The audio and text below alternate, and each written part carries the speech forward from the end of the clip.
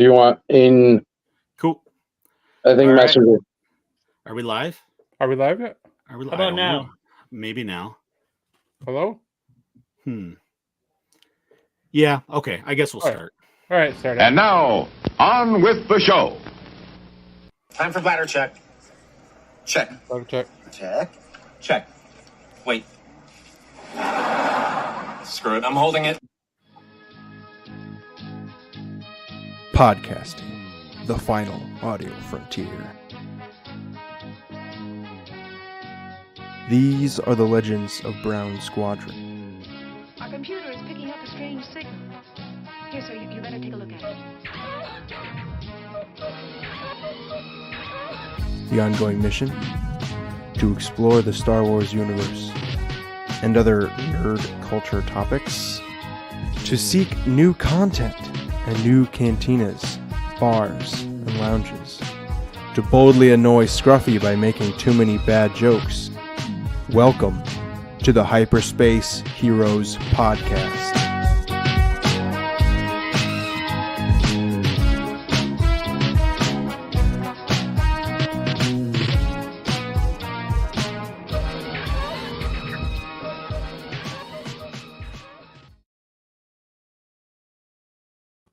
All right, welcome to Hyperspace Heroes episode. What are we on? 94. Oh, that's what I get for missing a week. Episode 94, episode 119 on the Spotchka scale. And this is Brown Leader signing in. All wings report in. Brown 2 signing in. Brown 4 standing by. Brown 10 standing by. Brown 10. Brown 10 back again. Welcome back, Mike, to the show. I figured by now I'd be like Brown 6 or 7. I figure a couple people, got blown up by some bad guys, no? Oh. Hey, you know what, Mike? I've been Brown 4 for like 3 years, and they won't move me up. So. Well, welcome back, Mike, to the show. Yeah, it's great to have you, brother. Thank you for having me. I appreciate it, guys. Yeah. Thank you very much. So it's getting to be, we're only a few months away from ICCC. And so we thought it was, and you're starting to announce guests, which is starting to ramp up the excitement. I know a couple months ago we had other podcasts that we had met through ICCC on the show. We were kind of doing a road to ICC theme, and so this kind of slides right in. So it's great to have you back. And I love that, man. I love that people are talking about it so much. It's very exciting. Right on. Makes my job a little bit easier. It's usually just me screaming on top of a soapbox, Yeah, right. We've been screaming a lot. Yeah, I love it. For you. I feel that I'll fit in. Here, hold on. Oh, there we go. There we go. Yeah. There we go. Nice. So yeah, welcome back to the show, and we're gonna talk.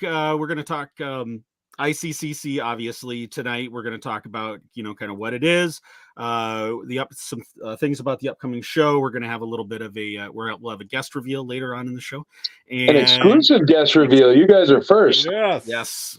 And awesome. So, but I thought also, what's the big news this week? But a body count, right? On Star Wars in Star Wars, the universe. So I thought we'd touch on Acolyte a little bit as well.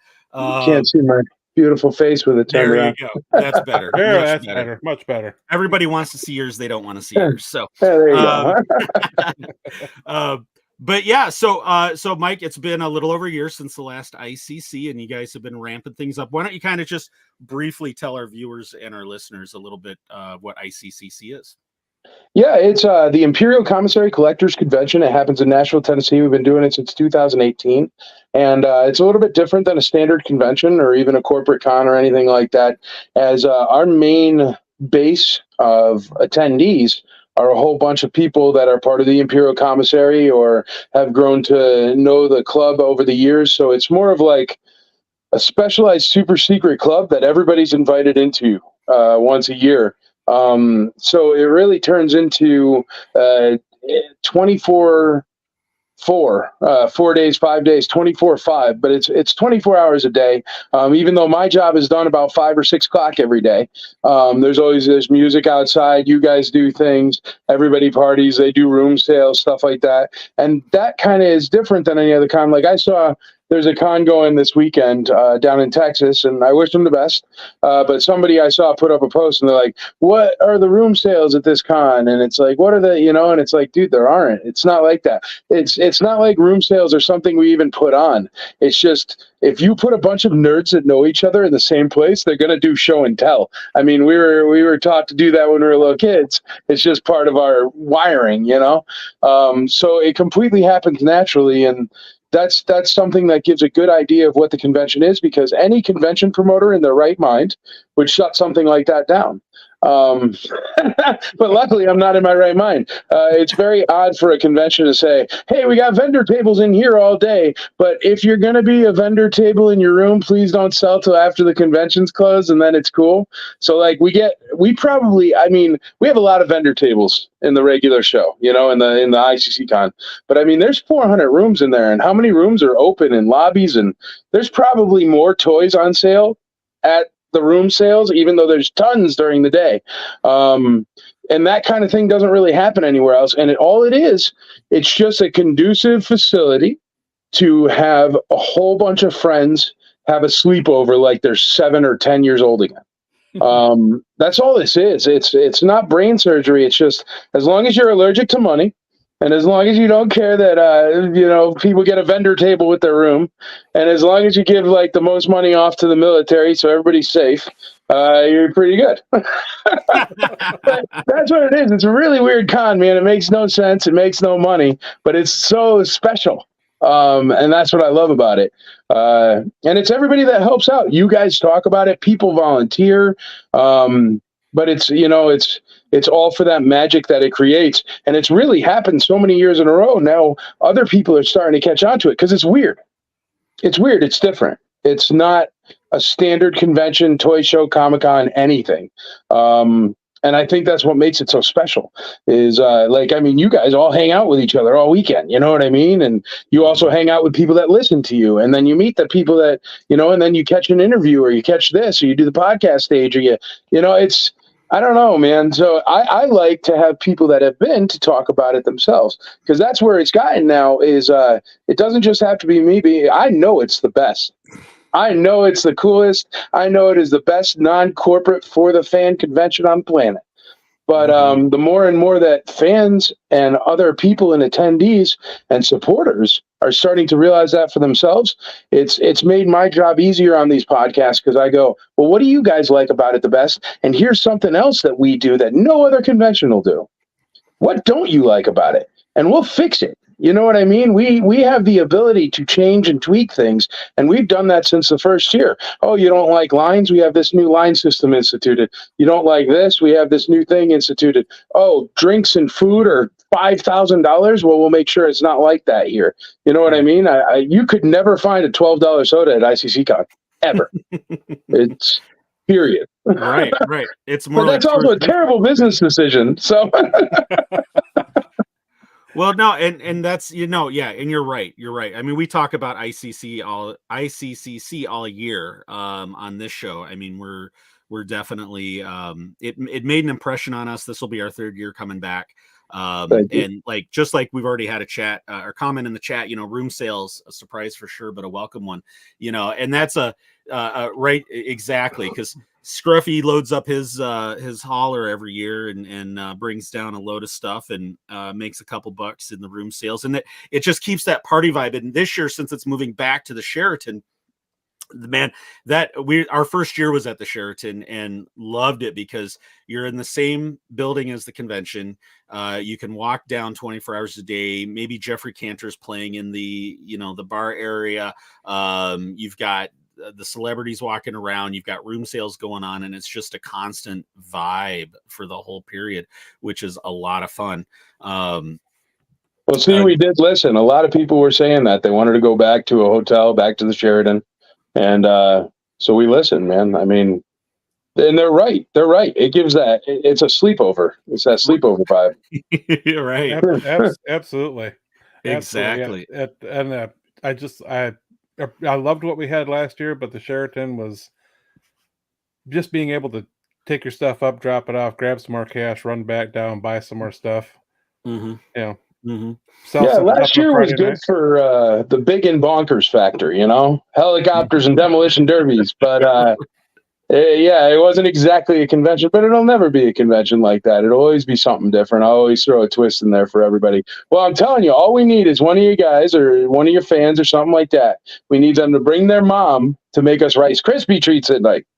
That's what we need. And then it'd be perfect. Yes. There you go. Let me work on that. Thanks, man. She just has to come in and be like, anyone want some Rice Krispie treats? That'd be awesome. Yeah. So some of the things that that you get to see at ICCC, and here's some pictures from the last time at the Sheraton. You've got your cosplayers. You've got Timothy Zahn was sitting right out on the main floor.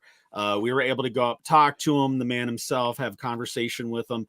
No pressure, no huge lines. Just everybody was super friendly. Same thing with like Clem So became one of our favorites. DB met him just smoking on the smoking bench out front. And, we were able to, and he was like, yeah, come by the table. And he gave us a 2-minute interview right on the spot. And it's just, everybody's so approachable at the convention. Celebrities, workers, you have the nicest security team of any show, I gotta say. Then you've got things like the ECPC TV stage, which we're big a part of at the show, and getting to see intimate interviews with, and it's open to everybody. And it's one of the, I think, the underutilized portions of the con by the fans. And the fact that, we're there, I'm sitting there 10 feet away from Anthony Daniels, and just listening to him and basically got a private interview, because there weren't a lot of people in the room. And then you've got your panels, the Emperor himself. And again, that's an intimate venue to where, there's really no bad seat in the house. And it's a great, his talks, Anthony Daniels talks. Everybody's panels are just excellent there. Yeah, last year I went and saw John Rhys Davies in that huge hall last year, and I was mesmerized listening to. I could listen to him read the phone book. He was great. But then an hour later he did a podcast interview, and so I sat in the room, and again we're 10 feet from him, and then when the interview's over, he greets everybody on his way out. Everybody, nice. That doesn't happen anywhere else. Right on. And then one of the things, Mike, I want you to talk about a little bit that also sets it apart. Let me kill the noise on this. But one of the things that sets this apart, here's an example of the vendor floor, from a previous ICCC. And we recently went to a larger one as well. And for collectors, people that are looking for pieces, we walked the vendor floor look at that shirt. Look at those guys. Hey, it's Rob Halford. But yeah, your vendor floor is definitely something different than the other cons because it really is for collectors. You're looking for something, you have a really good chance of finding it. Well, it's funny. You guys all love my worst business decisions. That's another awful business decision when I do that. I turn down so many vendors, and if T-Mobile calls up, I go, who the heck wants to change their T-Mobile plan at a sci-fi convention? You're not allowed to come. I only allow 1 or 2 Pops booths. Nothing wrong with collecting Pops, but if you get 50 booths of them, there's 50 copies of every Pop at every booth. But yeah, no, and we don't allow anything past PG really. So there is no, sexy fan art or blah, blah, blah, blah, blah. And not that there's anything wrong with collecting that if that's for you, but this is, it's all about the toys and collectibles, the old school stuff, the new school stuff. There's toys and collectibles that come out today at Target. Somebody just asked me from overseas, I guess a Ninja Turtles coming out at Walmart. I don't know what it is, but they're like, oh man, I need these Ninja Turtles. They're coming out of Walmart. They're Walmart exclusive. I go, dude, the last time I was hunting for toys in a Walmart was like 10 years ago. I'm worthless to you, but I'll hold on to them if you want them. I'll ship them to you, sure, but find somebody else to find them. But that's the wonderful part is like, yeah, look at all those vintage toys. When do you see that? And the only way to do that is to keep the vendor tables inexpensive enough for vintage toy collectors to be able to offset that cost. and to completely shut down people who want to give you lots and lots of money and sponsorships like T-Mobile. That has nothing to do with it. I mean, if it's the Nashville Predators, sure, they can come, and that's because it's the Nashville Predators, and I love the Predators, and that's a local team, and we're a Nashville local con. But if it's just you're not going to see, like, the gutter guards. That's never going to happen at this convention. Right, exactly. But it's a terrible business decision. They all want to throw money at me. You should see the kind of money T-Mobile pays to have you. You should see the kind of money Singapore Airlines will give you for a booth. It is bonkers. But I mean, who's going to go fly Singapore Airlines from Nashville? So you know what? They can't come. I'd rather have somebody that gives $700 for a table. But it's terrible. If there's anybody out there watching this going, "Hey, I want to throw a convention, make some money, and it's a great idea," don't listen to the things I do. They're only good for the fans. They're terrible for business. Well, I for one appreciate it because like Brown Leader said, we went down to. I'll go ahead and say we were at Motor City Comic Con about a month ago in Detroit, and it's huge. It's massive. Huge. I bought one action figure because it was full of all this corporate stuff, and I was looking for very specific vintage, and I have bought so much at ICCC. I mean, last year, thank God, Scruffy managed to sell some stuff so I could bring home the complete Ewok village I bought. Oh, nice. I told him we'd find room for it somehow. Right. They strapped me to the roof, but hey, you'll make it. You'll make it. Up to the roof, or you can fly home. Take your pick. It's either you or Grandma on the roof. So it's. We need Grandma for the Rice Krispie treats. Yeah, if Grandma's making the Rice Krispie treats, you're going on the roof. Yeah, exactly. She gets front seat. Yeah. Like I said, man, big conventions just don't have the selections, the specified selection that you have there. Well, the reason why, man, is because in order for those vendors to offset their costs, they have to have products that are very inexpensive to attain or create, that they can sell for decent margin, that are under $20, so they could have 1,000 sales a day. Vintage sellers can't do that, man. I mean, maybe they'll make a few grand or something, and that's why the only way to have those kind of toys is to keep the tables inexpensive enough. I did Wizard World once when Wizard World used to be a thing. I don't know what happened to them, but I did Wizard World once, and I remember it was $1,400 a day for my table in downtown Nashville. Wow. And I had every vintage toy on the face of the planet, and all that happened is people would walk up because you don't have the right crowd either. So people would walk up and they'd go, "I used to have that," and they're pointing at a $20,000 yak face that was only produced and released in Australia, and you're like, "You're full of it, but I'm not going to say it to you." I remember when I got my Boba Fett and the rocket fired, and then I got in so much trouble, and I'm like, "Dude, no, you don't. No, you don't. You feel like that part in Tommy Boy, where they're getting, no, you didn't." Right. Yeah. The vendors at your con know their stuff. They know what they're dealing with. Right. Well, plus we have people go around, and if there's repro, it gets pulled or they get tossed. That's another thing. We don't allow fakes, which is a stupid move. I mean, I saw a picture from that exact convention you're talking about, and somebody had every repro on the planet. Somebody was warning about it on the IC. They're like, all this repro, and they're doing, I think it was 3 for $5. So. I did see that. Yeah, see? That's horrible. And I do truly appreciate that about your convention, because I don't have a sharp enough eye to. I mean, you can tell the obvious stuff. You always got to be careful because nobody's going to catch everything. But literally, you said our security is so nice. The wonderful thing about our security is they're all collector nerds like us. So as they're walking around, they're looking to see if there's repro. Like, it's serious security. Yeah. And everybody, there's just the family vibe there is just everybody's just there to have a good time. Everybody's just there to, there's a lot of collectors there. There's really no, there's haggling, sure, but there's no animosity. There's no, and everybody, like I said, everybody's so approachable, whether DB's smoking with them on the bench or you're just, and that's going in. It is the place to be. It really is, man. Yeah, you find a smoking bench around ICCC, you'll meet every celebrity, everybody. It's crazy. Yeah. It's like the untapped resource of conventions no one thinks about. It is. I'd be sitting there and somebody walk up and sit down or just walk by, and I'd be calling these guys up going, hey, get down here. Yeah. But, I mean, Brown Leader, you tell the Jeffrey Cantor story because you tell it best.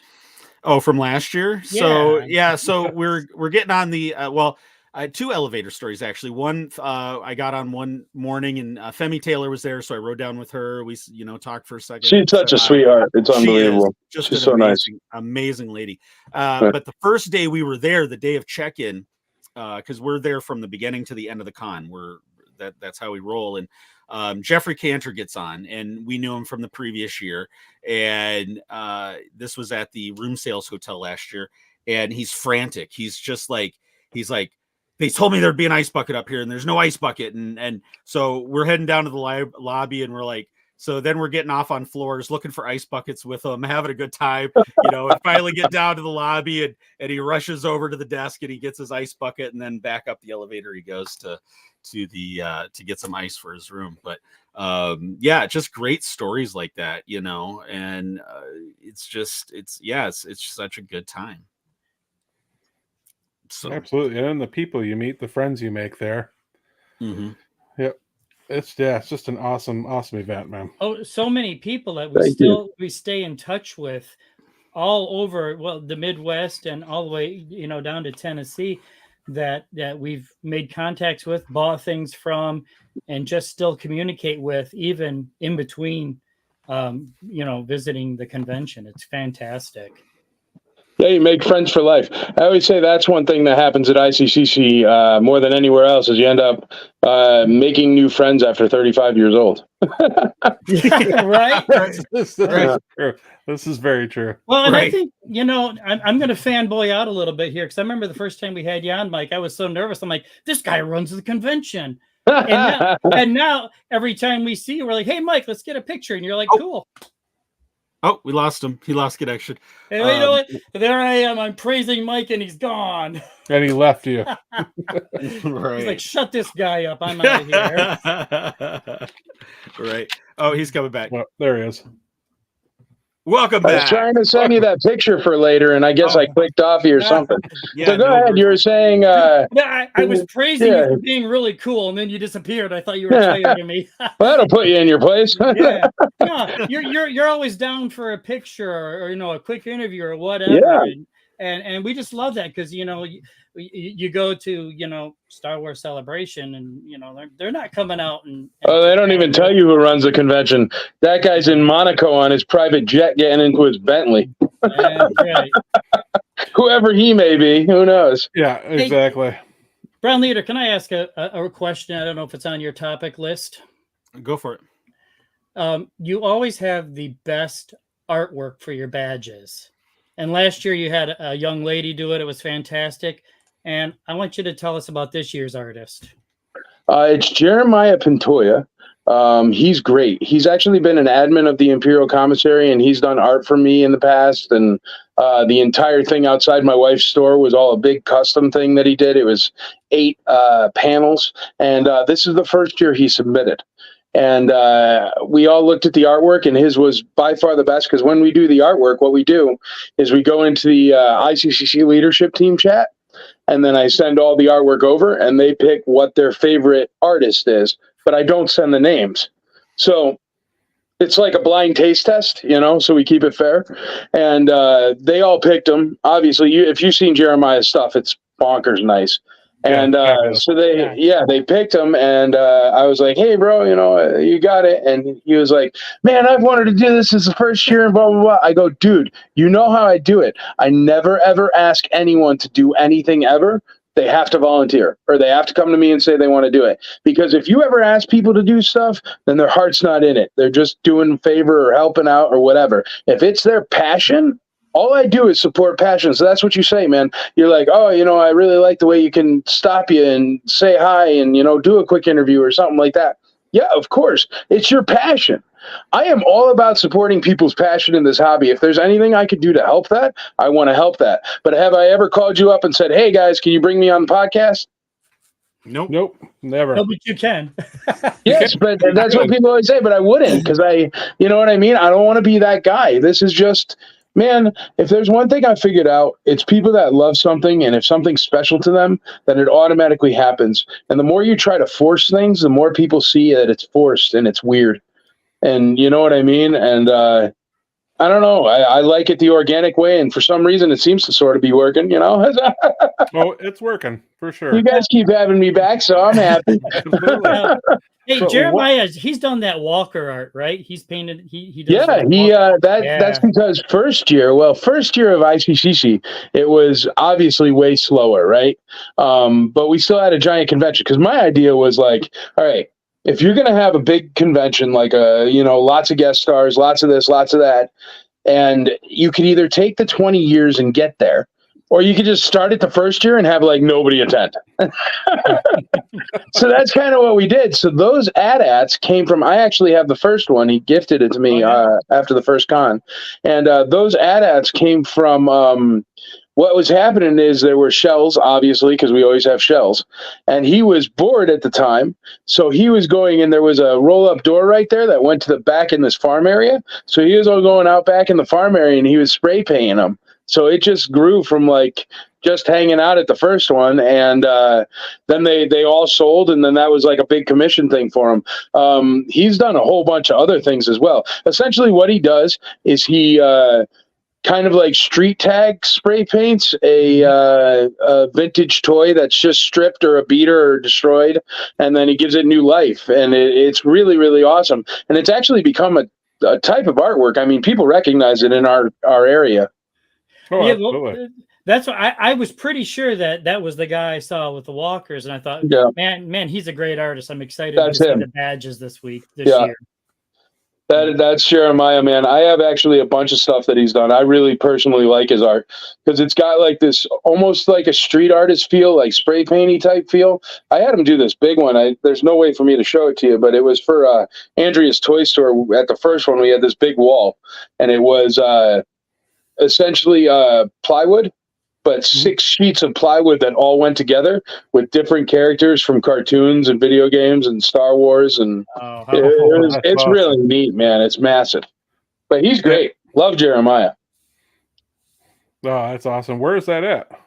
Is it stored away? It is currently in the warehouse because our new place does not have a front like that. But don't worry, you give me within my next 5-year plan. Here's my next 5-year plan, right? Oh, yes. I'm starting a charity.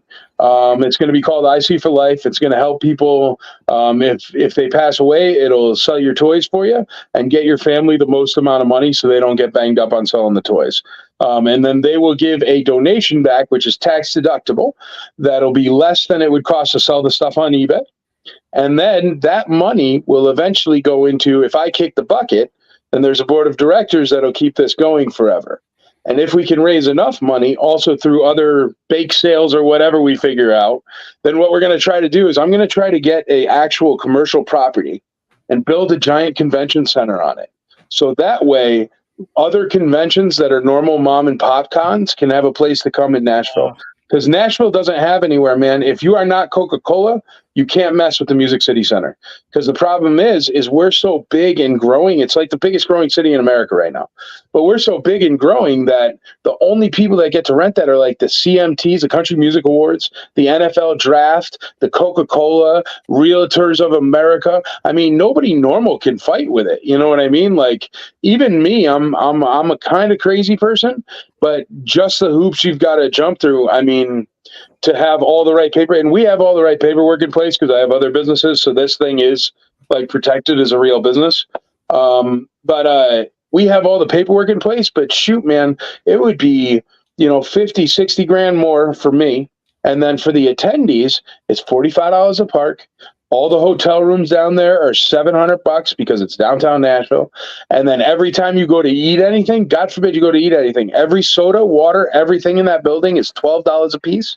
And there are no food trucks. No. And you go get a hamburger across the street during the day for lunch, it's going to cost you $45 a person. It's a major city with and it's popping right now. So that's the thing is it's kind of, and it's really made me bummed because, all right, there's little conventions down here, I call them conventions, but they're more like toy shows or whatever. And I like those, man, because that's where you sometimes you find things that are cool and and so if I could just give a place that other people can do this, I mean, the Sheridan's okay, but do you know what it cost me to rent a 4-star hotel? Like it's not cheap. I mean, it's not like 20 grand or something. It's like so. But crazy, if we can do crazy, that, but not that crazy, right? Yeah, but if we can do that, then we can have other conventions and stuff like that. So if people like sneakers, or they like Star Trek, or they like whatever, why not? Mm-hmm. And give them an affordable place to do it. And then on that, this is where I was going with all that. On that, we'll be able to build a building which will be a museum of toys. So ICCC, like, I don't know what it's going to be called yet. It's still in the mix, but it'll be like the museum of toys and of us. So that way it'll give like all the different games that we've ever played and stuff like that. And it'll give a place for collectors to go that's actually for us, because as much as it's nice to see XYZ person's collection at the Smithsonian, that's nice. But I don't know, man. I think I'd much rather see like Jeremiah's at. And where are you going to see that? Yep. You know, so I've been saving everything since the first day of the convention, since the first day of the ICCC, because I'm crazy like that. So I've been saving 5 of every single thing. So we have archives for this. We have a long-standing archive, and that'll be able to go in there along with maybe my collection once I kick the bucket. But that way it'll give a board of directors and a team to run all these things forever. Because if there's one thing this world needs, man, it is just one thing that is so darn stubborn, a corporation can't just steal it and ruin it. Absolutely. And that's me. I'm stubborn as hell. Sorry. Yeah, I'm really excited about that idea you have. Because I try to really stress to my daughter what this stuff is worth behind me. Right. But how does she go about getting rid of it? I've given her a couple of names and some phone numbers to contact if something does happen to me. Because I don't want her. I don't care what she does with it, but I don't want her to just drop it off at Goodwill thinking they're just toys. Right. There's this. Well, see, what that does is because I run so many Facebook groups, and it tends when you're the guy that runs the Facebook group that when somebody does pass, their family member writes you. And they go, what am I supposed to do with this? I don't know. And I always tell them, you could sell it individually over time and you can make lots of money and do this and do that. Or you could sell it on eBay, or you could sell it here, or the special pieces, send them to an auction house like Hakes, stuff like that. But all those things, I was thinking about it because it just keeps happening. And all those things, they cost, shoot, man, there's a buyer's premium, there's a seller's premium, there's fees, and then everything is taxed. If you do it this way, then nothing will be taxed on them, so they're going to be making more money. Nothing will be taxed on the customers because it's for a nonprofit, so they'll be saving money and be able to bid more. And the fees, instead of them just being fees that you just lose to a blind corporation like eBay for 13.5%, your fees end up just going back to the convention, but as a donation, which you can write off against your taxes. So all those things, and plus, with the way the Imperial Commissary is, I mean, shoot, if there was somebody that passed near you guys and I was like, hey guys, I need you to go over there and, catalog everything, and we're going to do a live sale, and I'm going to come up and, we'll run through everything in a hotel room or a house or something. And you know what I mean? But the thing is, the reach of the IC is so far that there's somebody somewhere that can help. And all of us know the market enough. You know what I mean? To like look at a collection and not miss the double telescoping Darth Vader. And dude, it drives me nuts when, I don't know. I've seen it happen, man. And I've seen collections where I know people have some like monster pieces where somebody sells it and it's like, well, I got $5,000, and somebody thinks $5,000 is a lot of money, but there was like a $25,000 piece in there. And you're like, that's a bummer. And we would stop all that from happening, because no matter how much we tell our significant others, luckily I've got a Star Wars nerd that owns a toy store. So I just crapped a leprechaun, I guess. I don't know. But as much as we tell our significant others and other people, hey, this one is special. Hey, don't lose this one. Hey, don't. We say it so many times. There's no way for them to retain that. No. So you need a collector to sell it for you in your stead, and that's all we're going to do with this. But I already have all the licensing and everything going in on that, and no money will come from that to me or anything because it's all set up as a federally licensed nonprofit, and it'll just go directly into keeping the convention and everything alive and growing in my stead. Because no matter how many people attend, it's still my Amex catching fire on this thing every year. And there has to be that Amex even after I'm gone. Right. Or else it won't work. Or else we'll just be lousy with T-Mobile boosts, guys. Oh, God. Who wants that? No, nobody wants I don't want that. No. Yeah, so, No. but yeah, that's the 5-year plan right there. And if we can do that, then hopefully we can get our own hotel on site. And once you get your own hotel on site, if you're like, hey, listen, I rent this venue 52 weeks a year. You put a hotel here, it's going to be packed 52 weeks a year. Then you know darn well the Hilton or the Sheraton or the Courtyard by Marriott's going to pop up right there. And all of a sudden, you have the perfect convention center that's made for conventions like ours. Like, I mean, you know what I mean? Like big and long rows and lots of bathrooms and, you know, not so many, like, I don't know, random things that nobody ever uses. And yeah, I just think it could be a complete game changer for the kind of conventions we do, which would bring them to Nashville, which is where I live. So I get to see cooler stuff anyway.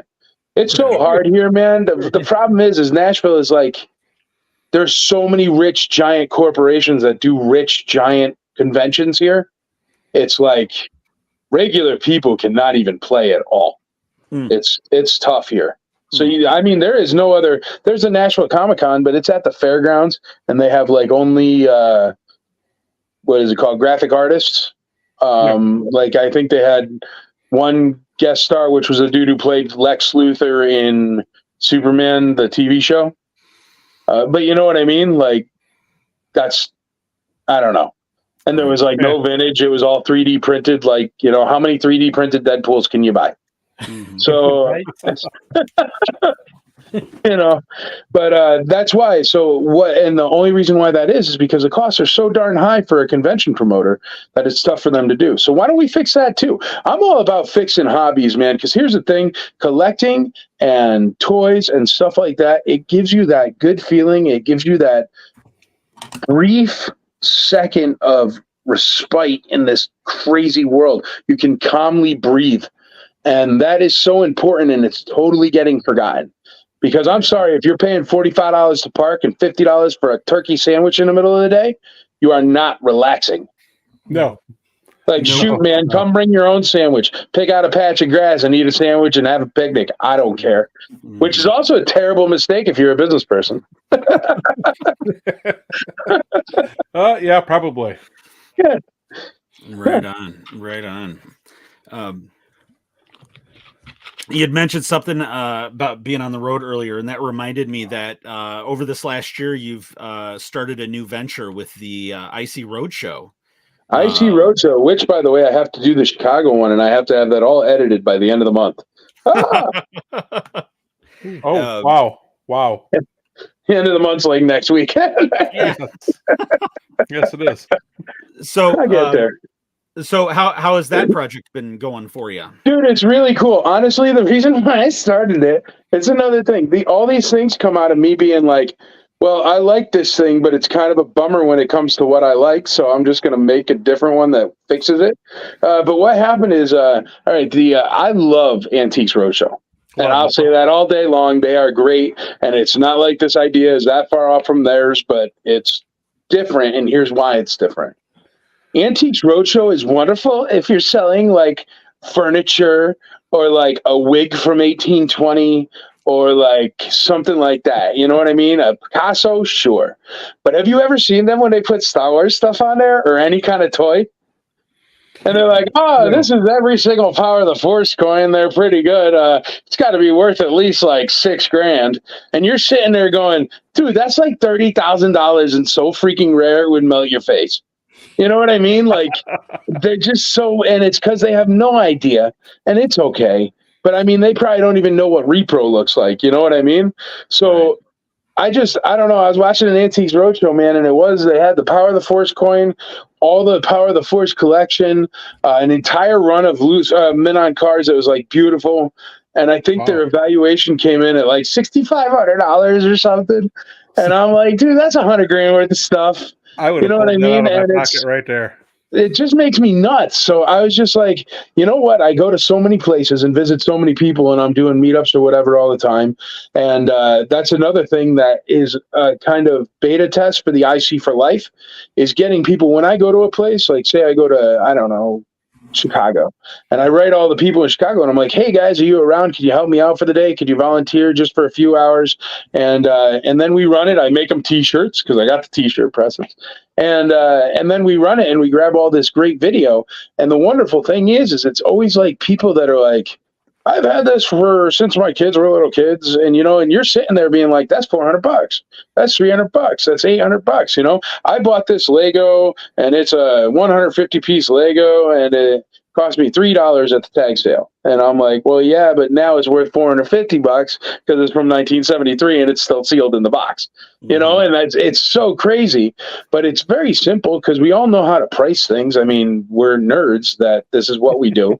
We're not going to go in and pay $72 for a brand new Black Series. I mean, we're going to go to the next store and we're going to wait till it hits Ollie's or something,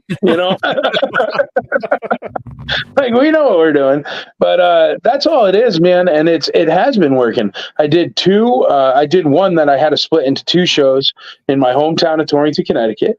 And then we just did another one up in Chicago, which was super fun. And there was some really cool stuff that came to that one, man, because I did it near the Kane County Toy Show.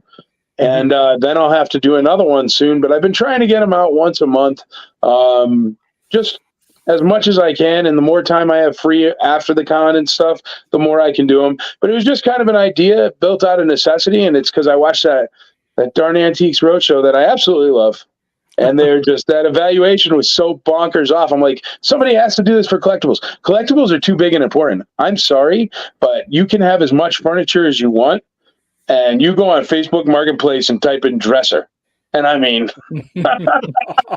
there's like 40,000 of them now. It is not a thing anymore where people are like, oh, flip it over. Oh, it's a Worcestershire. So that's worth 40. Nobody cares because they're making furniture. You can buy it for $99 off Amazon is where my last desk came from. Mm-hmm. Right. Do you have a upcoming show that you can share with us on that? Yeah, the IC Roadshow. It's going to be the Chicago one. That's going to be the next one. I will have it next month, July 1st. Hopefully it'll be out. And that one, there was even a dude that had these Popeyes from like the first Popeye ever. There was like the rarest Popeye, and it was like in a book or whatever, and it was just there. There was another guy that had, have you ever seen Dr. Claw's car? The toy. It was only released in Japan. It was a Takara. And it's like Dr. Claw from Inspector Gadget, but his car, and it transforms into the submarine. It's like the first Transformer ever happened to be an Inspector Gadget toy. And it walked in the door, complete condition. There hasn't been one in complete condition that I've ever seen ever. Wow. Ever. Because it has like these little parts that shoot off, and it's got these other parts that click over. It's got like a fin. There's so many parts, and it's so old and it's so rare and was only sold in Japan. And somehow it walked in a Fraternal Order of the Eagles Club on a random Saturday in Chicago. Wow. That's awesome. Yeah, so it's cool. Plus, it's something to do. Plus, you get to see what's out there, man. And I love that. I love the randomness. I still have complete faith that my rocket firing Boba Fett I will find in the bottom of a bucket for 25 cents. Hang on to that dream. Not if I find it first. You'll see. It's going to happen. And then nobody's going to believe it when it does, but that'll be all right. Right on. So last time you were on, you were trying to find the rest of those tops for those. Yeah, still looking, man. I had one that was offered to me. It was a C-3PO one, the Argentinian margarine container tops. Yeah. Yes. I had one that was offered to me, but they wanted $5,000 for the top and the tub, and that's insane. I mean, they're worth like $400, $500 each, which is still insane. It's still insane, but a little more realistic. Yeah. When you just start adding a zero onto it, when I'm like the only idiot in the world that wants them, it's. Oh, you're not the only one. Oh yeah, if I could find one, they would be sitting behind me somewhere. Yeah, they're cool, man. Right. Oh, hey, I know where there's one for 5Gs if you want it. Yeah, not that bad. I'm pretty sure that'll be the last thing I buy for this collection. Right. So one of the things that we'll kind of steer it back to ICCC. One of the things that we've always enjoyed are the guests, and so you have started unveiling some of the guests for the show so far, and we already talked about the sorry, that's the wrong one. We already talked about Jeremiah, who's doing the artwork. So that's going to be a lot of fun. First guest you announced was Chris Bartlett. Very cool. We've had him on the show. Super nice guy. Super nice guy. I think you could go through all my guest stars this year and say that. Super nice. Super nice. There you go. Next up was Amy Allen, from who played Ayla Sakura in the movies. So very cool. And then a surprise for me, I know, was Garrett. Is it Hagen or Hagen? Hagen, yep. Hagen, Biggs himself, and that's a very cool find. And so that kind of leads us to the reveal of the next guest for the show this year. And Mike, I'll bring. Well, you didn't have on there Paul Blake. I've released to Greedo. Oh, yeah. That's right. I don't think I've updated the website yet, so if you're crawling the website, that's on me, not you. That's on Scruffy because he pulled the pictures. No, it was my fault. I'll actually go do that after this because I just totally forgot to do it. Right. But, Paul Blake, which is very cool. Yeah, that one I'm excited about. I have man, Greedo. I like those. I like the I don't know, the ones where there's cool stuff to sell. To be honest, if you got a cool like Black Series or vintage collection or even vintage whatever, I really, really like getting those guest stars because that's once again the collector thing. I mean, we love getting stuff signed like that, you know? And so yes, that one we're going to announce tonight is another perfect one that has plenty of toys. And that's going to be, do you have the graphic? Did I get it to you? I did. Yep, I got it. Okay. All right, so if you guys are ready, do you guys want to do it? All right. We're ready. All right. So next guest for ICCC, and I'm gonna let you pronounce the name. Oh, gee, thanks. It's all right. I called my brother, and he's fluent in French to figure out how to say it. So you ready? Yeah, ready. It's Michonne Beauregard. So there you go. But she's Aura Singh. So if you know Aura Singh or you want to grab that Black Series that is currently $5 at yard sale, go. I'm going to be looking for that. Yeah, she's great, man. If you got yard sales near you, they just went on the shelves. Somebody put up a post, and I'm like, that's hilarious because I'm announcing her today, and they're all around here. So you know those things are going to be snatched up by the weekend down here. Yeah. Oh, absolutely. Right. But yeah, she's awesome. Aura Singh, once again, very, very nice. And another person who usually doesn't do conventions. So I like to get those because if it's tough to hunt, that's what we're looking for, you know? Right. Exactly. Yeah. Absolutely. Very cool. Very, very cool. Yeah. Quite the bounty on that one. So yeah. But she's got Black Series vintage collection. She's got a bunch of different cool figures, you know? Yeah. I got to start looking for something for her to sign here quick. Yeah, for sure. It's very cool. Very cool. So yeah. So I see this is ICCC 6, October 3rd through the 6th, 2024 at the Sheraton. 4 days this year. 4 days. I did 4 days. Here's the problem. I always wanted to have a nice VIP day where VIPs get their only day. The problem is if you do that on a Friday, you totally burn a day of the convention that you're paying everybody to be there, and it is crippling. So now they get Thursday, and hopefully it won't be as crippling. But I got to feed them an extra day, so we'll see how it pans out. You might be eating sugar and ketchup packets on Sunday. We'll figure it out. Just kidding. Yeah, we'll be there on Thursday. Yeah, we will be. I gotta say, the VIP day is a nice exclusive, definitely, that you guys do down there, and to be able to walk the floor and not feel rushed, and Yeah. even I gotta say, even on the regular days, it doesn't feel rushed. It feels because again, everybody's just there to have a good time. That's really what we're going for, man. And a lot of those little conversations and stuff, those help ease our lines. But we also, we do have like line systems in place that do kind of help it out a lot. We don't have the tape on the floor where it's like, stand here for 6.5 hours and then your guy will come out of the panel room and sign your autographs, and we don't want to waste your time as much as we can avoid wasting your time, because there's so many fun things to do besides standing on a taped floor. Right. Right. Oh, and then one very important question real quick. Yeah. Are you going to have these snakes back this year? No snakes this year. The zoo, you didn't like the snakes? These guys already know I do not like snakes. I don't like snakes. But for the record, we were the first crazy convention to have a zoo. And then did you see that Celebration had a zoo like 9 months later? Of course. Oh, that's hilarious. Well, naturally, of course they did. Yeah. Of course they did. Yeah, and it was funny because it was set up right on the path to get to the podcast stage. Oh yeah, for sure. Yeah. So Scruffy was either closing his eyes and I had to hold his hand all the way through, or he took the long way around and came out the side. That's hilarious, man. I didn't even think of that. So there you go. No, I won't have a zoo. All right, good, because he's not really exaggerating too much on that one. He didn't quite hold my hand, but it was close. It was close. But hey, man, there was an alligator with Loki ears on, which was kind of a trip. We always want to do something that you'll never see anywhere else, man. There has to be something where you walk around one corner at ICCCon and go, what? What? That's not supposed to be here. That makes no sense. Isn't this a sci-fi convention? That's why I really wanted the helicopter and the demolition derby. You got to see this video I got, man. It's completely pointless for a sci-fi convention, but it is a helicopter going sideways with my logo over a demolition derby with cars crashing. Like anyone, that is so bonkers.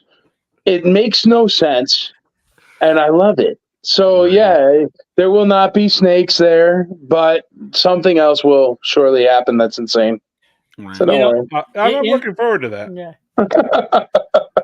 I got to ask it, since Scruffy's gone down the path. Will there be the pie this year?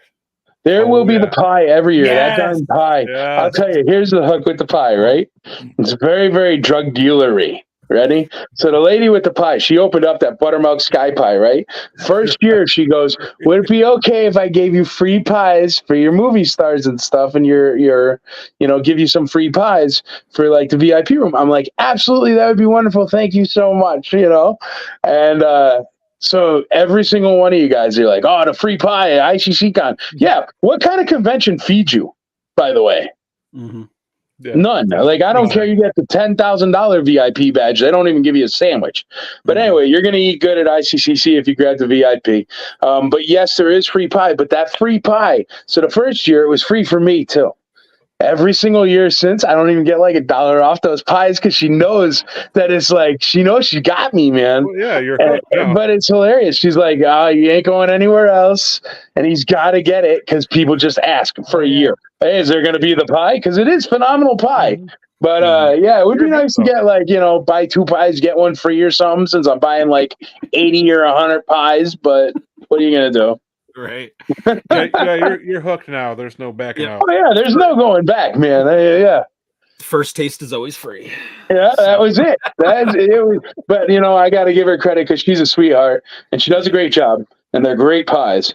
But what a great idea if you're just starting out, man. You're like, hey, try this pie, and it's like, yeah, that's good pie. So yes, the pies will be there. Don't worry. Excellent. Right. Yeah, till the end of time, we'll have the pies. Right. Awesome. Right.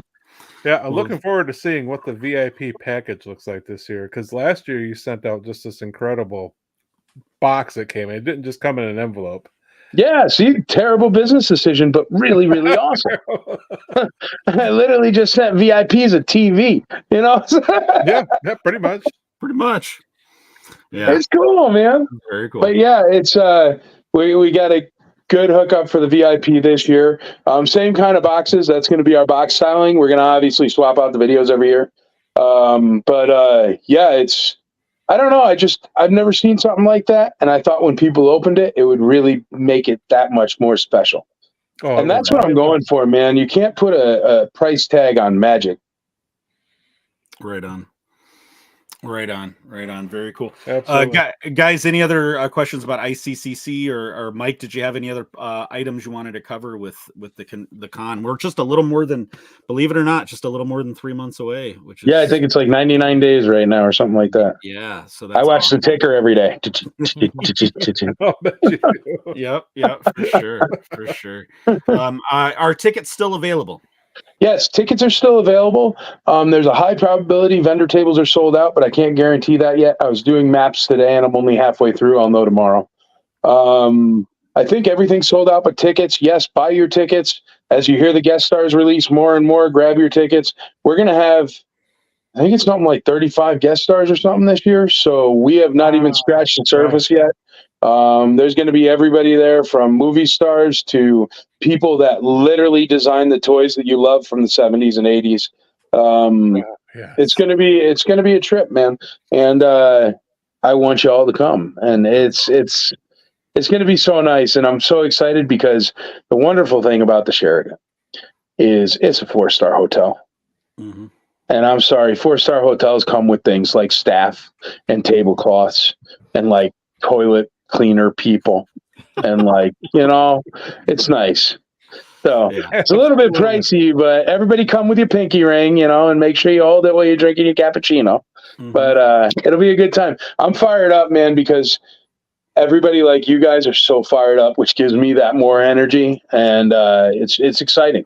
I'm psyched, and we should have the proper dates to do the new one next year, but we should be able to release them at the end of the con, and that way we'll just announce it to only the people who have come, so that way you guys all have an opportunity to buy your tickets and stuff. Because see, what's been happening, man, is now we've crossed over into that line where as soon as I say something, it spreads and spreads and spreads, and then people start buying. And I know a lot of people got, shut out of hotels this year because it sold out in like 48 hours.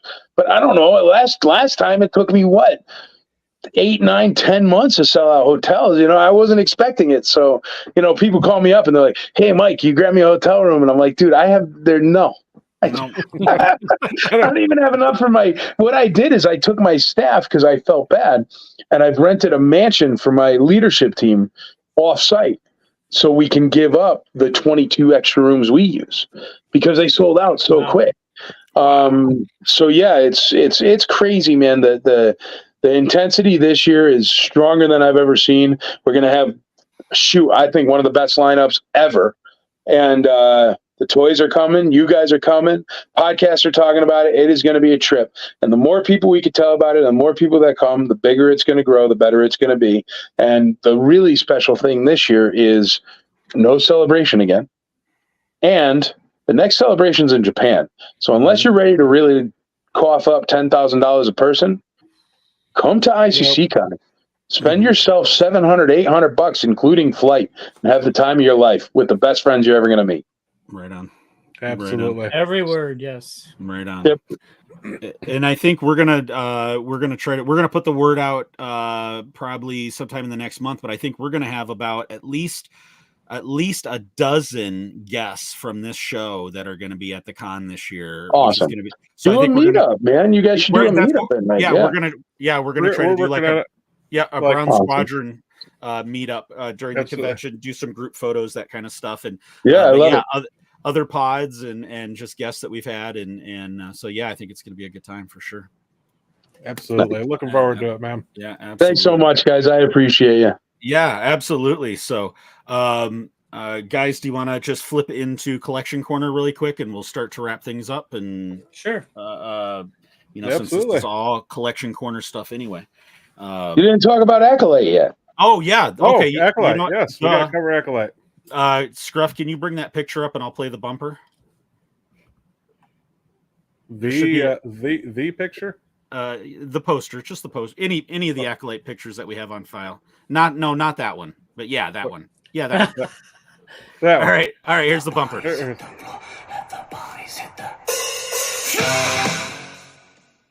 All right. it's so. I know you guys touched on Acolyte 3 a little bit last week in last week's show. So Acolyte, Acolyte 4 you talked about. It was Acolyte 5 this week, right? And yes, 5. Episode was Night, and wow, boy, did they take it up a notch for sure. Very much so. Mm-hmm.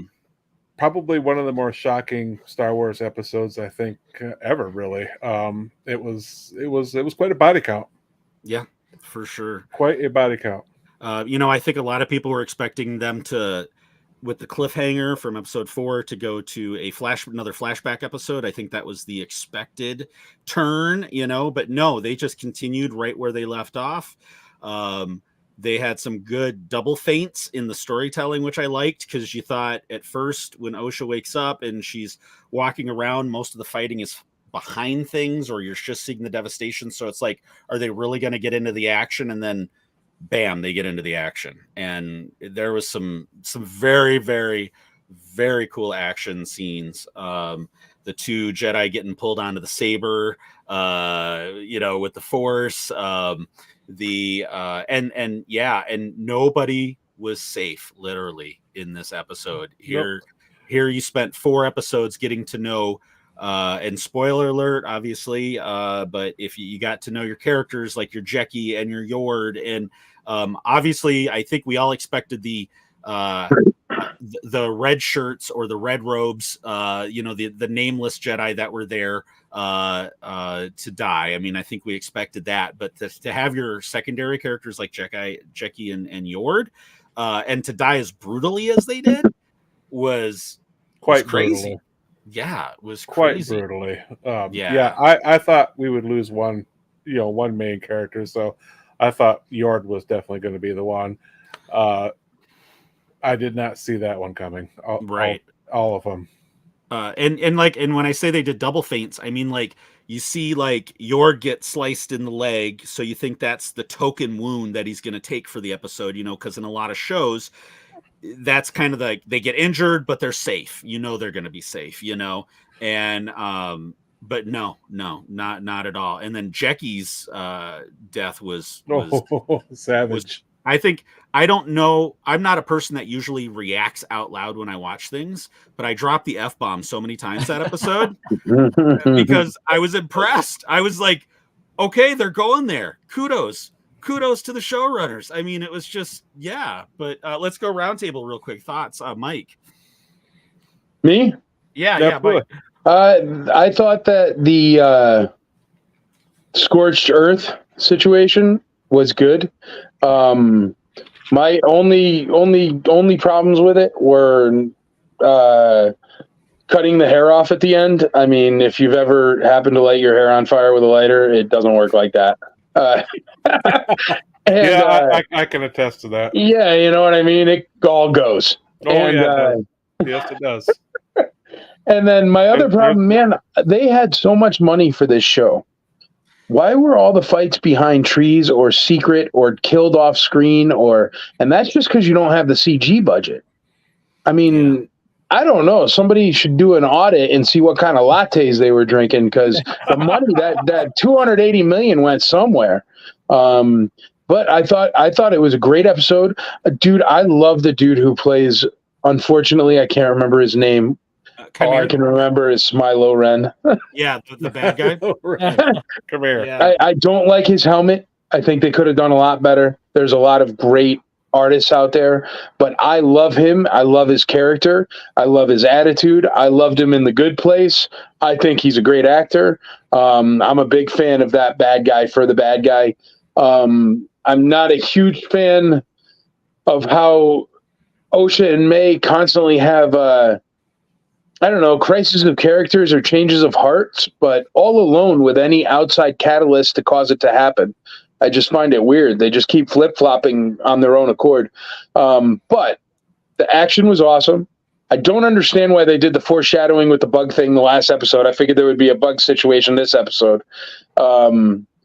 And there kind of wasn't. It was her and Yord being like, "Oh, shut off your lightsaber." Oh, and it did make me really, really annoyed when he didn't shut off his lightsaber. She's like, "Shut off your lightsaber." And he's like, "But why? It's my lights. Why? What do I need to?" And she's like, "It attracts them." And he's like, "What do you mean? Who's them?" And it's like, dude, shut off the light.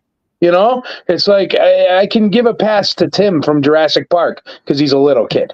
You know, but that was ridiculous. But otherwise, no, I really, really liked it. I wish that people would stop watching Star Wars streaming shows as it's supposed to be Empire Strikes Back. Mm-hmm. It's not. It is a 30-minute TV show on a streaming service. Like, get over it, man. If there is a cool part, that episode last night was worth everything that anyone complained about online for the past 5 episodes, which to tell you the truth, they were kind of wrong. And I think it all could have been avoided with $5 worth of red paint that they slapped on the witches, and then they would have been Night Sisters. And nobody would have complained. Right. True. Because it would have made sense. It would have been fit in with canon. It wouldn't have been weird. They have the bows and arrows. Half of them are from Dathomir. I mean, come on, man. Like, some red spray paint, but it had to be like to separate the witches or something instead of just the Night Sisters, which would have made perfect sense. Mm-hmm. And also, it would have tied it in with the whole Thrawn thing in Ahsoka. I don't know why they missed that. So I do think that what they should do, and this is my shout out to Lucasfilm, is you guys should have the Hyperspace heroes watch your shows right before they happen, and they can tell you the 2 little tweaks so the entire internet won't snap on you. There you go.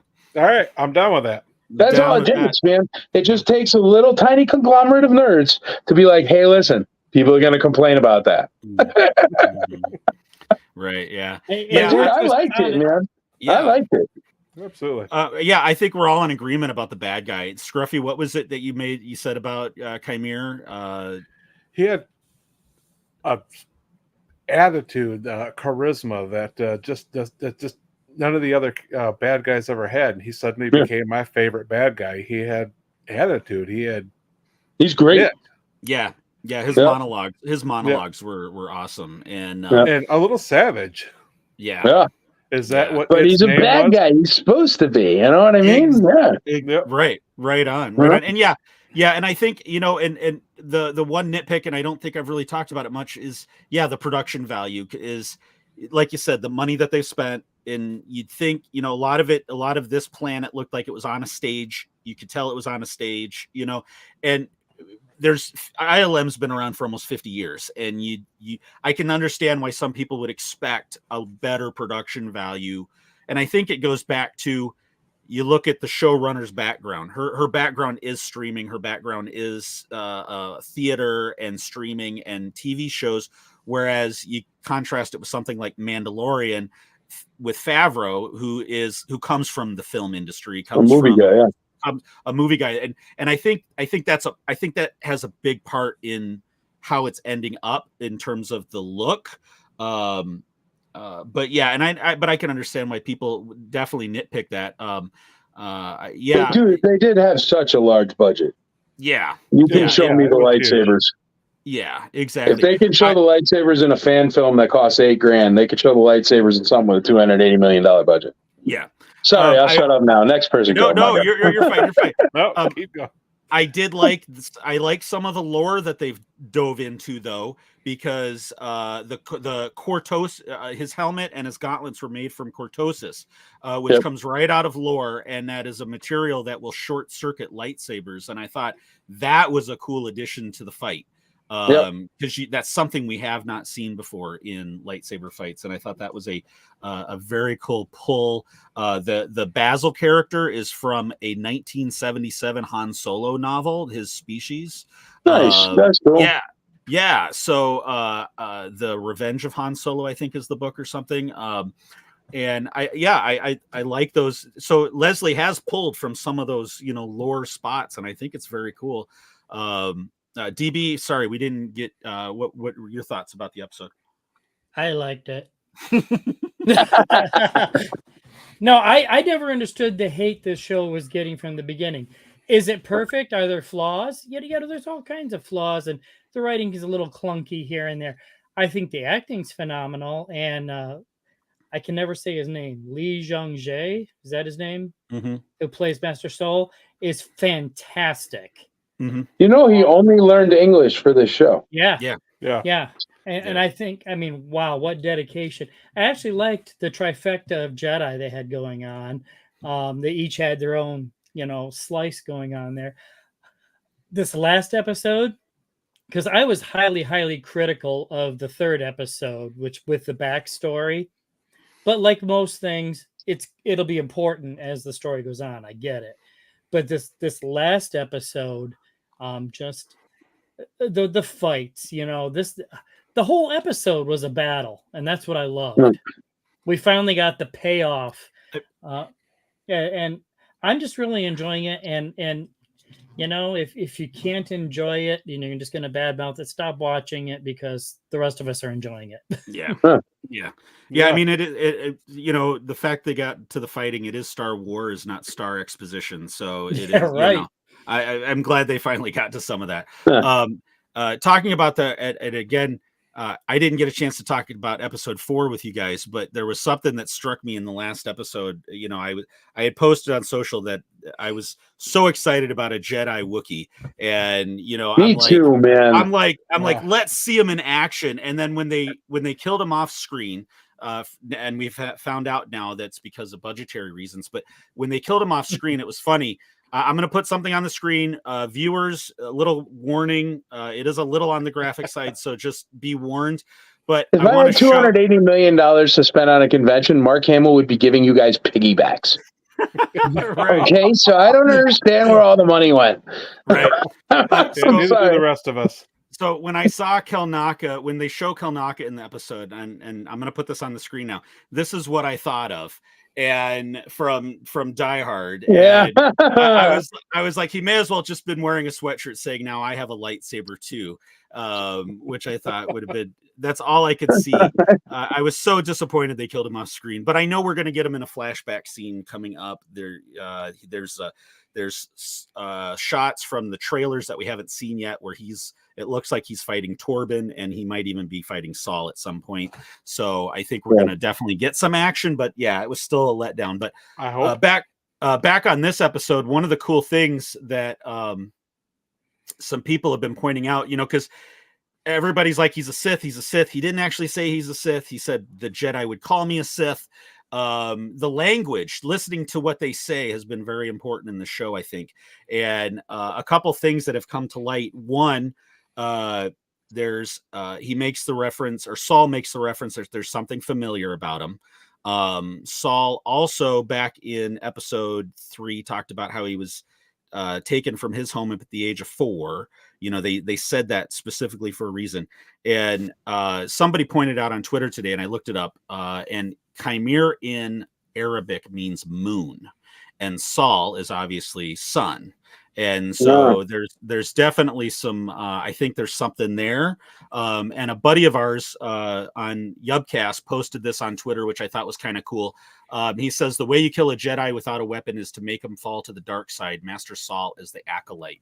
And as a theory, and I could see it. I could see if they wanted to take the story that way. There was definitely the hints in their dialogue back and forth. Who hides their face behind a mask with an apprentice, and I think we had a comment on that.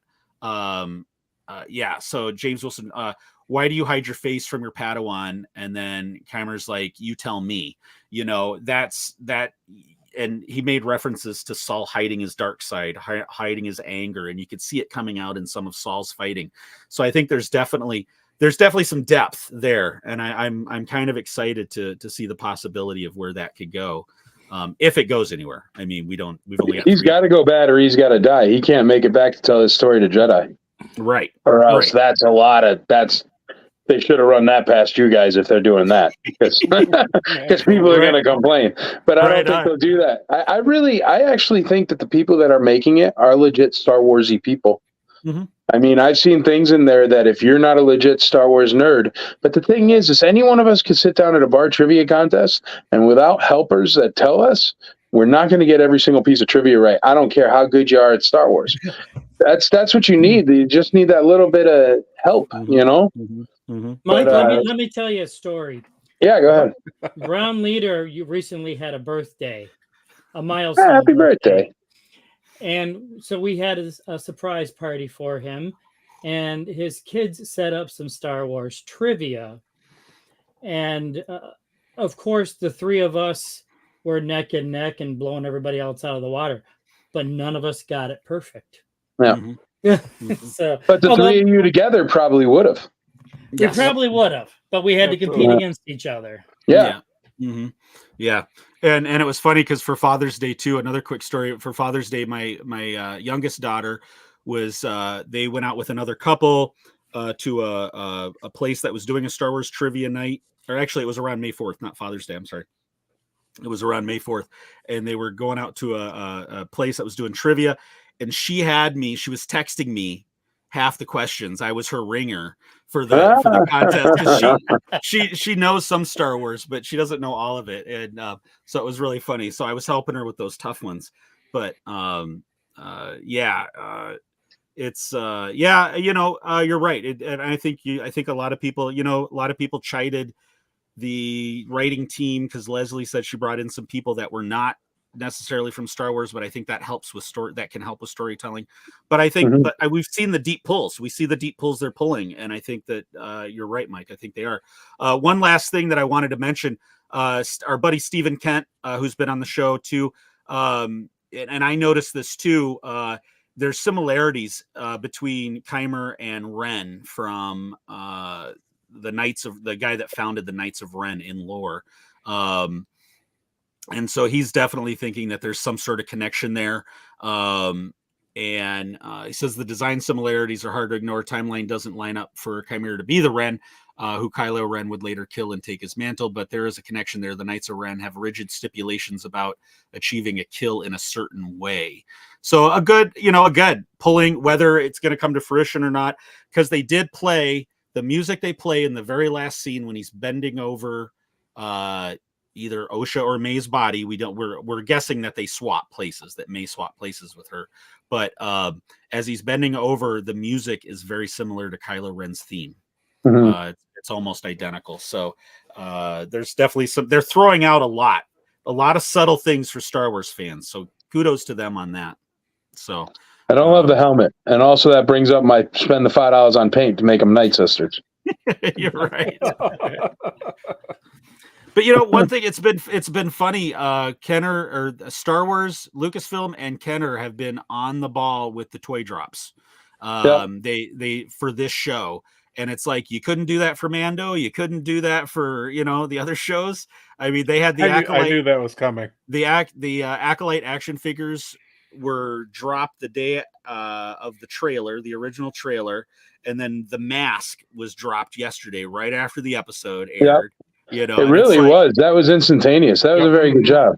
Yeah. Maybe they worked out some kinks. That would be cool. That would be because there's so many characters. There's so many things that are dropped in Mando, Book of Boba, and the other shows that if they had been on the ball, they could have dropped those action figures right away, and Kenner could have been making some more money for sure. So. I'm still waiting on my Zombie Trooper 5-pack or whatever I ordered like 6 months ago or something. Right. All the stuff in Ahsoka, all of Thrawn's forces, you could have been selling those the next day. Yes. They exploded the Mando ship before I even got mine. Oh, I know. I can't even remember the name of it, and it was like the coolest ship ever, but they blew it up. Yep. What was it called? Razor Crest. It even had a great name. Right. I still hope he finds another one and straps that little. Because have you ever seen the pictures where on top of the Razor Crest you can fit that Naboo fighter perfectly? Oh no, I haven't. Go to the internets and check it out. Yeah, they have the Razor Crest toy and they have the 96 or whatever Naboo fighter, and it fits on engine, so it could be held together. Oh, so he could have his SUV and his midlife. Yeah, sure enough. Your little escape situation. The Phantom and the Ghost, There we go. That'd be awesome. That'd be I'm looking at my Naboo Starfighter thinking, yeah. Yeah, it fits. If you put it right on top, it fits right there. It looks good. Man. Right. Okay, let's flip over into collection corner so we can wrap up and get out of here pretty soon, guys. Scruff, anything that you have added recently? I bought some comic books, but really that's all I've added recently. I got this awesome mug from somebody who made it for me from work for my birthday. But beyond that, no, I've been kind of saving up funds for the upcoming convention in October. So I'm saving some cash. I'm getting ready, digging through some stuff, getting ready to bring some stuff down to sell. Because, it's like letting a little piece of my soul go, but it is what it is. I can't display everything around here. Right. I'll tell you, man, my favorite attendees are the ones that can come down and do everything for exactly zero. Because they sell enough stuff. Doesn't cost them a penny, Those are the best. So do that. Yeah. No, you'll never get there. You'll just refill it. I know you're just as bad as me, but that's the dream, man. I will take large quantities of stuff and turn it into really expensive small quantities of stuff. Yeah, that's the game, brother. Absolutely. Mm-hmm. All right, DB. I thanks to my wingmates here, I keep getting stuff on my desk twice a week, and so I'm gonna have to stand up and show you guys this shirt. I don't know if you guys can see. Oh, nice. Is that any better on the light? Yep, absolutely. Mm-hmm. I have one of those. That's a Scott Baker original, I do believe, from My 2D Heroes. It is. Another friend we've met from ICCC, but he's great. He started off on the Imperial Commissary. He was like, "Hey, man, could I sell these?" I'm like, "Dude, as long as they're vintage characters." Well, and he's awesome. Brown Leader ordered these up for us and showed up on my desk, and so I'm wearing it for the show tonight because, we love Scott, we love the ICC, and I love Brown Leader for buying this for me. But, that's my one claim this week. No, we had a vintage carded R2D2 that came in this week. Yes, nice. And then somebody went out and bought us both do you have that handy? Oh wait, you do. I do. Yeah, there we go, right there. Nice. We all got one of those in our office this week. And the other thing we got in the office this week is a special for an upcoming show. Yeah, we got to save that one. Yeah, we're gonna save that one. Tune in next week when we're all wearing them. Yeah. That's a joke because next week is July 4th. Okay, that's right. Yeah, no. So tune in the week after next. We'll all be wearing them for an episode.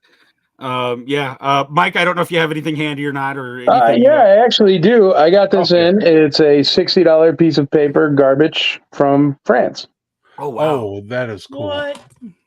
That's awesome. See, I'm into the garbage phase of collecting, where I collect garbage and pay too much for it. But there's a comic on the back, but it's just an advertisement for Boba Fett. That's awesome. Oh, that is awesome. That's It's vintage, and it's got Micro Meccano down the bottom there. What year did that come out? I would think like 86, 83, 83. Oh, that is so cool. Yeah. But it's even got a drawing. Or wait, there's a date. Hold on. 82. I was wrong. 82. But even the drawing, like Boba Fett's kind of dumpy. I like the drawing of him. Yep, absolutely. It's not like an official Boba Fett, But yeah, I like anything like that, man. I find that's weird. But I did just get that one in very recently. It's still sitting out. You know what I mean? And I'm like, don't put your soda near it. Don't get the sweat on your soda on it, but it's still in that stage where it's sitting here right next to me on the table. Very cool. Very cool. Very awesome. So the R2 obviously, and actually I ordered 3 of them. The 2 of them went to the guys, and the third one, I don't know how we're going to do this yet, but I'm going to give it away. We're going to do some sort of giveaway. I'm going to give away that vintage R2 looking R2. I think it'll be a fun giveaway. I haven't figured out the details yet, but stay tuned. We'll come up with some details on that. Also got a preview copy of Dr. Chris Kempshaw's latest book that'll be dropping in just a few days. I think it comes out in 3 or 4 days. It's The Rise and Fall of the Galactic Empire. We've had Doc on the show a couple times. For those that don't know him, he's a World War I historian by trade, but he's also contributed to a lot of Star Wars books. the Star Wars Battles and Galaxies, or Battles That Change the Galaxy. He was a contributor to that. He's been a contributor to a lot of things. Star Wars, we've had him on the show a couple times. He even changed DB's mind about Andor, so he's a very successful guy. So, but yeah, we're gonna look forward to having him on the show at some point. I've started the book; it's really good so far, and we'll be going from there. This is episode 94, which means we're fast approaching episode 100. We do have a guest that we just signed on for that episode, which will be in the middle of August. We'll come out with the specific date and time here probably in the next couple of weeks. But we did sign a guest for that episode. I think everybody will enjoy. I know I am. And so stay tuned for that. And then the final thing for my section of Collection Corners, I will be on a podcast, or I'm sorry, it's not a podcast. It's a live stream interview show called Behind the Mask this upcoming Monday, July 1st at, I want to say it's 7:30 p.m. It's part of the Coruscant Night YouTube channel. Actually, it's not Coruscant Night. What is it? Nightcast Creations. If you look up Nightcast Creations on YouTube, look at their live stream. They do a monthly show called Behind the Mask, and I'll be doing an interview with them on that show. But yeah, that's about all I've got for this point. And yeah, and I think with that, we'll start to wrap up. Mike, why don't you once again tell everybody where they can find information about ICC? Yeah. If you want to check out anything about ICCC, you go to ICCC Nashville on every social media platform. If you search that, it'll come up. If you search Star Wars Tennessee, it'll come up. If you search ICCC Tennessee, it'll come up. If you search ICCC in general, it'll come up, but also the International Coleman Collectors Club will come up. They collect lanterns, which I also support. So, buy their stickers as well. But no, and anywhere Star Wars is talked about, you can ask somebody, and whether they like me or hate me, they'll tell you how to find me. And icnashville.com is where you go for all the tickets. Grab your tickets. Grab your. We're gonna do pre-orders and pre-sales, and all that fun stuff will be coming out usually about 2 months before. So soon. Probably a month away. But otherwise, just icnashville.com. And then if you search it anywhere, any social media platforms, ICCC Nashville. Rock on. Very cool. Okay. Scruff, you ready for the last segment of the show? You got I got it. All right. Here we go. Dad joke of the week. Time to annoy Scruffy and DB. Dad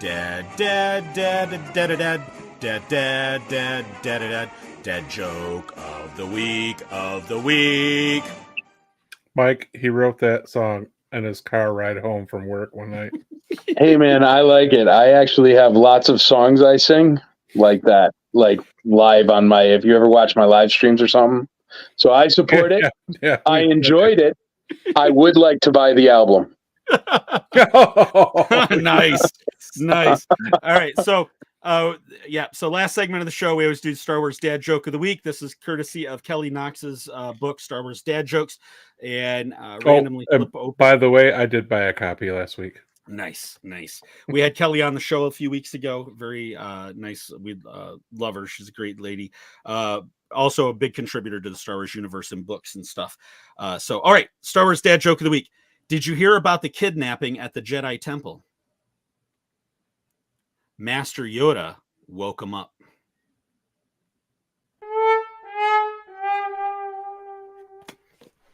I don't think I get it. Am I dumb? Kidnapping. Quality. That's good. I like it. That was Dad Joke of the Week Now don't you feel absolutely complete? No. I love it, man. No. We gotta have I love it. All right. Oh, He got embarrassed and left. Yeah, he got embarrassed and left. He's like, "Yeah, no, I Stop can't." picking up my song. Click. Stop messing with my music. All right. Sorry. Oh, we thought you were embarrassed and left. Nope, I'm not. I wrote that. Not in the least. No. All right. So Mike, thanks again for coming on the show. Hey, thanks for having me, guys. Yeah, absolutely. Absolutely appreciate it, man. So make sure to check in, follow us on all our socials, and then on your whether it's YouTube, Facebook, Twitter, where we broadcast this live. Make sure you subscribe. Make sure you follow so you don't miss an episode. Also, make sure you follow ICC on social so you can keep up on the releases of the guests for sure. And with that, also, you can get a hold of us at gmail.com. And the other thing I forgot to mention is I am on Star Wars Hunters and I am on Galaxy of Heroes as Brown Leader. So if you want to look me up, make me a friend on those games, and we can play a few rounds together. So with that, we will get out of number 3 tonight. Number 3 tonight? Number 3 tonight. Oh, number 3 tonight. Yeah, right. Yes. Right on. Which is, where did my stuff disappear to? There it is. All right. So with that, this is Brown Leader signing off for the crew.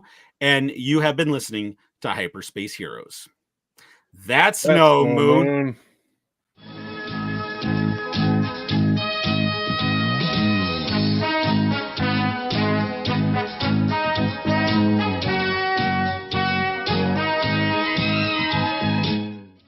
Was it good for you?